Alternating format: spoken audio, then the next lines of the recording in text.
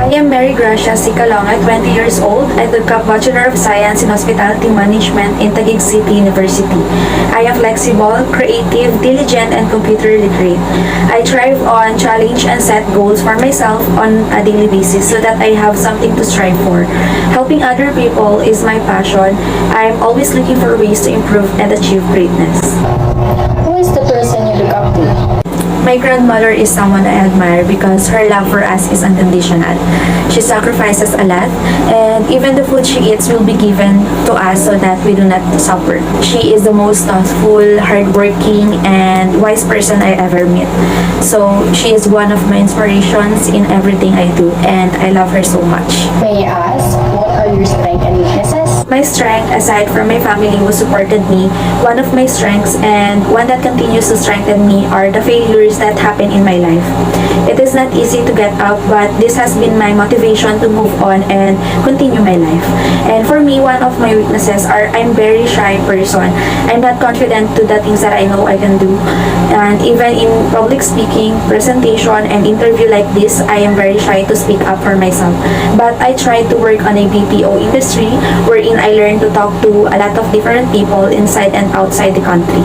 As I practice myself, I could say that I'm confident that I can express myself freely. What are your skills?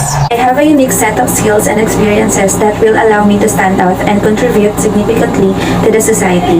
I am flexible, creative, and polite, and I believe in my competencies and skills. I am very responsible in terms on the things that I need to give prioritize. I am a fast learner and I can provide solutions based on my vast experience. How do you see yourself in 10 years from now? I can see myself 10 years from now as a successful, happy, and contented of the things that I have. Also, I am a flight attendant with a higher position in a famous airline in the world because that was my childhood dream job. And hopefully, I got my own happy family. What is your motto in life? My motto in life is we may encounter many defeats, but we must not be defeated. What is your greatest achievement so far? One of my proudest achievements so far is being able to meet my own needs and desires while also helping my family with our expenses. And fortunately, I have enough savings to cover my future needs. What do you learn from the course Professional Development and Applied Ethics? This subject taught me a lot, especially about all the topics that my other classmates discussed in their presentations. I learned how to have discipline, good manners, and proper etiquette in all the actions that we will do or I will do. Also, I learned a lot from my subject professor, Miss Eunice Peñaflor, who taught and guided us in all of our behavior and actions. Every topic she discussed has a moral that each student can apply in the future. For me, this subject is very effective and beneficial to everyone. Tell me about yourself. I am Mia Fritz B. Orada, 20 years of age. I live at Taguig City. I am now in second year college taking Bachelor of Science in Hospitality Management. I choose this course because I want to be able to work on a cruise ship. And aside from that, there are many job opportunities here. I am passionate about learning new skills. My 2 years experience in hospitality has taught me to become efficient and hardworking. Who is the one person you look up to and why? My parents, because my siblings and I have came from difficult situations and have struggled among many problems since we were young. However, I could see that all of the problems we experienced was handled by my parents. They raised us and disciplined as well. So they are the person I admire or I look up to. What are your strengths and weaknesses? In my strengths, my positive attitude is definitely one of my strengths because it will help to the people around to lower their stress. And I'm very collaborative and have always preferred to work in groups. In my weaknesses, public speaking because I am a naturally shy person. Since I was a kid, I have always felt nervous presenting in front of the class and that translated into the workplace. And I struggle with negative criticism and can become obsessed with perfecting my work. What are your skill set? Kind, optimistic, and good in communication. I am a hardworking person. How do you see yourself 10 years from now? I see myself 10 years from now working to the job that I want and have a business to support my needs, especially to my parents. What is your motto in life? I never lose. I either win or learn. What is your greatest achievement so far? I started a small business last 2 years ago and it helps me to support my needs. What did you learn from that course, professional development and applied ethics? This subject taught me a lot, especially about all the topics that my other classmates discussed in their presentations. I learned how to have discipline, good manners, and proper etiquette in all of the action that we will do.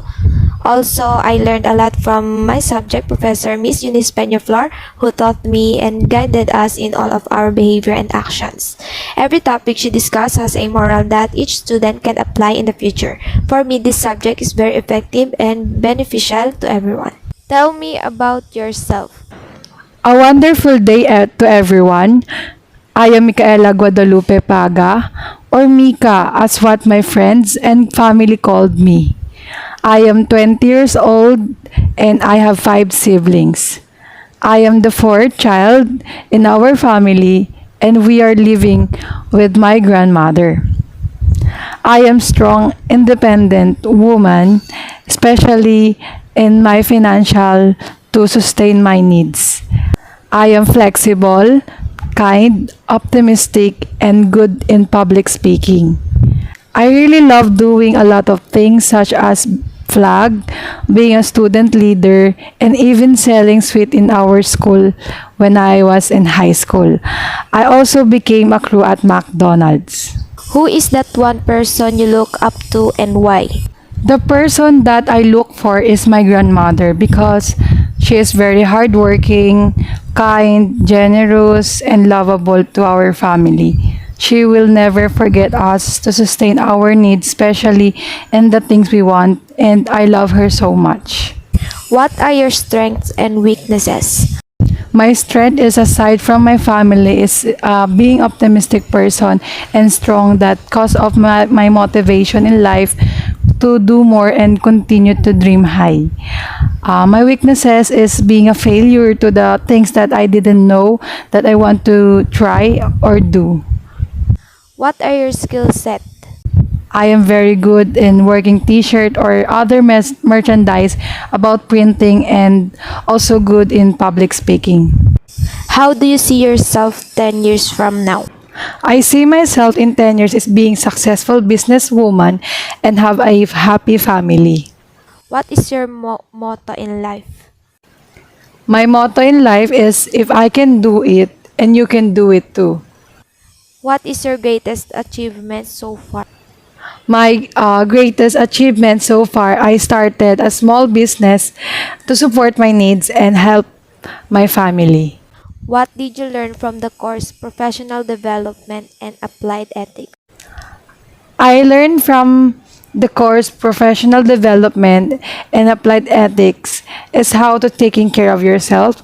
It consists of several different types of opportunities for people in the workforce who want to learn more about their industry, their field, their job position, and related technology. Thank you. Tell me something about yourself. I am Maria Isidora Pagtaton and I am 22 years old. I studied Bachelor of Science in Hospitality Management at Taguig City University. I am adaptable, creative, diligent, and eager to learn.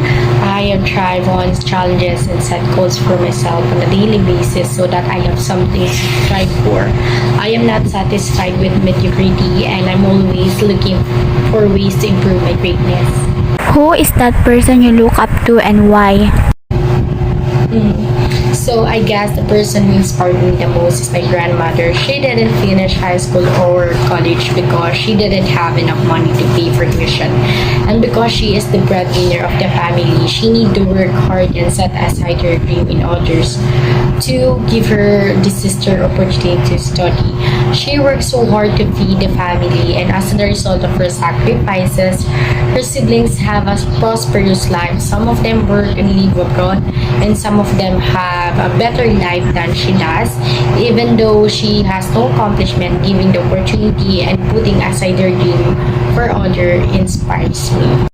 What are your strengths and weaknesses? So my strengths, aside from my family who have always supported me, or the failures that have occurred in my life, it is not easy to get back up, but this has been my motivation to move on and live my life with a scar that reminds me of the lesson I've learned through my failures. So my greatest weakness is that I become impatient when projects run late. I am stickler for deadlines and get antsy when work isn't completed on time. So to avoid this, I've started being more proactive and paying attention to how I react to ensure that I am motivating and fostering efficiency. What are your skill sets? So my skills are confidence, ability to work under pressure, and adaptability. I consider myself to be a flexible person. I always strive for results regardless of the situation. How do you see yourself 10 years from now? So 10 years doesn't matter to me because I want to see myself growing and learning new skills even 5 days from now.